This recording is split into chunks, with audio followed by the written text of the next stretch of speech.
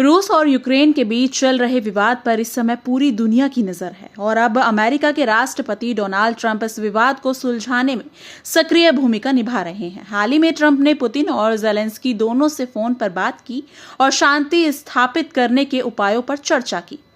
Trump ने कहा कि वो और पुतिन इस संघर्ष को खत्म करने के लिए मिलकर काम करेंगे। इस कदम को मौजूदा अमेरिकी नीति में बड़ा बदलाव माना जा रहा है, क्योंकि अब तक वॉशिंगटन खुलकर यूक्रेन का समर्थन करता रहा है। इस बातचीत में ट्रंप ने दोनों नेताओं को युद्ध विराम के संभावित तरीकों पर विचार करने के लिए प्रोत्साहित किया। अमेरिका के कूटनीतिक रुख को देखते हुए ये बातचीत एक महत्वपूर्ण मोड़ साबित हो सकती है।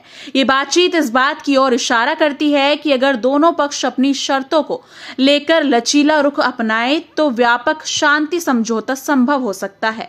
अंतर्राष्ट्रीय समुदाय और विशेषज्ञ भी इस पहल पर नजर रखे हुए हैं, क्योंकि इससे दुनिया में शांति स्थापित करने की नई संभावनाएं पैदा हो सकती हैं। ट्रंप प्रशासन ने यह भी साफ कर दिया है कि अमेरिका अब यूक्रेन को सैन्य और वित्तीय मदद की जिम्मेदारी यूरोपीय देशों पर डालना चाहता है। रक्षा मंत्री हेंग सेद ने संकेत दिया कि अगर कोई संभावित शांति सेनात की जाती है तो उसमें अमेरिकी सैनिक शामिल नहीं होंगे। साथ ही उन्होंने ये भी कहा कि अगर इस बल का सामना रूसी सेना से होता है तो उन्हें नाटो के अनुच्छेद 5 के तहत सुरक्षा नहीं दी जाएगी।